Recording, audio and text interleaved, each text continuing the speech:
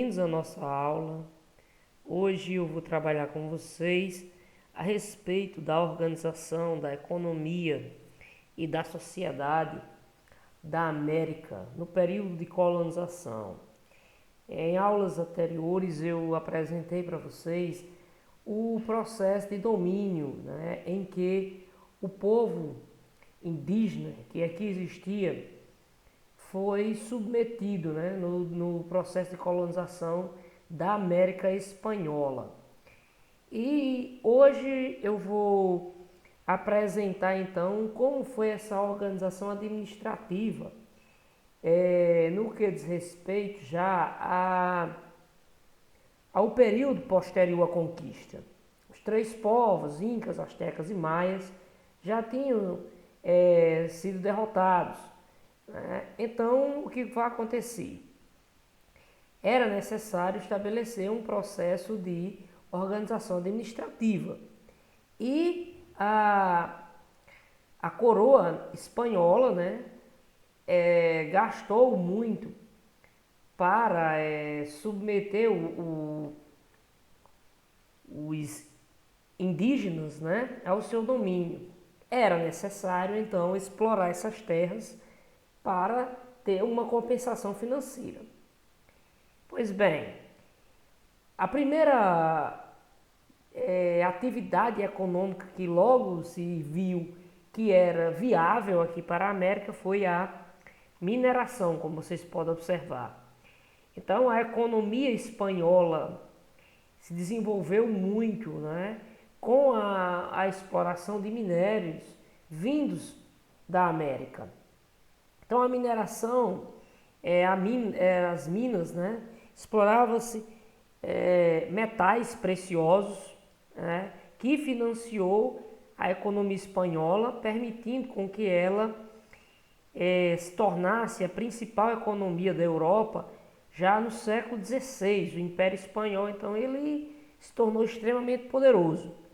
Para abastecer esses grandes centros mineradores, que se formaram, foram estabelecidas propriedades agrícolas aqui na América Espanhola, em áreas onde hoje corresponde à Argentina. Então, o desenvolvimento da mineração foi tão grande, tão significativo, que foi necessário uma estrutura ser criada para justamente oferecer suporte à mineração. Porque cidades como Zacatecas, no México, Potosí, na Bolívia, foram assim de expressões muito significativas. E isso fazia atrair mais pessoas para a região, aquele mito do enriquecimento fácil. E essa população que vinha chegando nas regiões de exploração do minério, ela necessitava ser abastecida. Então, locais onde não tinha metais preciosos passaram então a desenvolver atividades agrícolas e pecuária, para justamente abastecer esses centros, que se desenvolveram. Com o passar do tempo, já no século XVII, ocorre o período de declínio, aqui como você pode ver aqui no nosso livro, acompanhando, já ocorre o período de declínio da mineração. E aí, essas atividades que antes eram vistas como secundárias, deram suporte ao abastecimento, e se tornaram então economias significativas para justamente substituir a mineração. E aí as colônias espanholas passaram a desenvolver o comércio, de produtos como cacau, café, cana-de-açúcar. A criação do gado era estimulada justamente para a produção do charque e o comércio de couro. E assim formou-se a atividade econômica aqui na América. Bem, durante o trabalho, né, principalmente na mineração, era utilizado mão de obra indígena. Aqui na América Espanhola, perdão, na América Espanhola, é, foi utilizado mão de obra de escravos africanos, porém não foi tão expressiva como na América Portuguesa, aqui no Brasil, né? Que a mão de obra de escravos, né, africanos foi a base das atividades que se desenvolveram aqui no Brasil, mineração, agricultura, né? Tudo isso foi justamente sobre a base do trabalho escravo do negro africano. Na América Espanhola, essa atividade, embora a existência tenha ocorrido o comércio de escravos africanos, mas ela não foi tão significativa. Por quê? Porque os espanhóis tinham a mão de obra indígena e eles utilizavam e organizavam a exploração dessa mão de obra através de duas práticas, né? Que era a encomenda e a mita, né? Então, o que era então a encomenda? Na encomenda, o proprietário de minas ou de fazendas agrícolas, né, pagava tributos à coroa espanhola para adquirir grupos de índios, né? Então ele ficava ali, ele praticamente então pagava um tributo, comprava praticamente os índios, né? E pegava esse grupo de índios, né, para trabalhar em suas propriedades, ficando responsável então pelo justamente fornecimento de roupas, alimentos. Só que eu estou falando aqui, pessoal, de um trabalho de extrema exploração. Não pense em que esse fornecimento de alimentos era algo assim benéfico, né? Era justamente os trabalhadores tinham ali o essencial para não morrer, né? Ao mesmo tempo, também eles ficavam responsáveis, os proprietários ficavam responsáveis pela catequização desses índios, para justamente convertê-los ao catolicismo. Na mita, né? Na mita já era praticada essa forma de exploração, né, que é desde do Império Inca, né? Ela foi adaptada pelos espanhóis, então eles sorteavam alguns grupos indígenas em comunidades, né, e obrigavam a trabalhar, né, em outras regiões da colônia. Esses índios, né, chamados de mitaios, né, geralmente trabalhavam por 4 meses e recebiam, né, uma compensação pelo seu trabalho, porém era algo assim insignificante.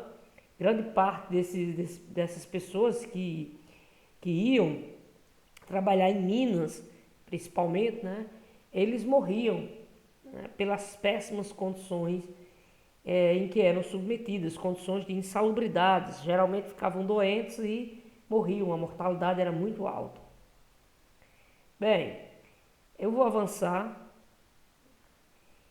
A sociedade que se formou na região, né, na América Espanhola, foi uma sociedade que até hoje ainda existe traços dessa grande desigualdade. Formou-se uma sociedade extremamente desigual, em que poucas pessoas tinham privilégios, né, enquanto que a maioria da população era relegada a um estado de vida, né, um modo de vida miserável. Bom, os principais grupos que se formaram foram os chapetones, os crioulos, mestiços e os indígenas, né, que já estavam na América, né, antes mesmo da colonização. E, né, o próximo grupo também seria então os escravos africanos. Novamente, reforço, esses escravos, eles numericamente, eles não eram tão utilizados como foi utilizado aqui no Brasil. Bem, então Os chapetones eram quem? Eram espanhóis que vinham para a América, né, e dominaram o grande comércio, né? Eles articulavam, eram responsáveis pela articulação do comércio entre a colônia e a metrópole. Então eram homens que exerciam cargos de confiança, ao mesmo tempo que eram fornecedores de produtos, né? Eram banqueiros também que praticavam a atividade comercial e financeira. Na realidade, então, esses chapetones, eles eram a elite, né? As pessoas de maior destaque na sociedade. Abaixo dos chapetones vinham os crioulos. Os crioulos, eles eram descendentes, né, de espanhóis, nascidos na América. Mesmo eles não ocupavam os mesmos cargos que ocupavam os chapetones, né? Mas tinham privilégios, né? Porque justamente eles eram descendentes de espanhóis, não eram, digamos assim, como os nativos, né? E o que acontecia? A eles, né, era atribuído grandes quantidades de terras, tornavam-se grandes proprietários, eram também exploradores de minas. Então os crioulos, eles juntamente com os chapetones, eles formavam então aí a classe privilegiada, né? Deve destacar, o crioulo ele não era o mesmo, estava no mesmo patamar que os chapetones, eles não estavam, mas eram muito influentes também. Os demais grupos, né? Então tinha aí os mestiços, filhos de espanhóis com mulheres indígenas. Esse grupo, né, cresceu em quantidade, né, e causou preocupação para a colônia espanhola, né, que temia revoltas sociais. As populações mestiças geralmente exerciam trabalhos ligados, né, ao artesanato, né, e ao pequeno comércio.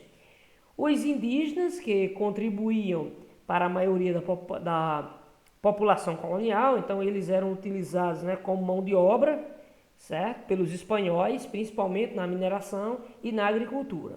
E por último, né, você tem os escravos africanos, né, que eram utilizados, né,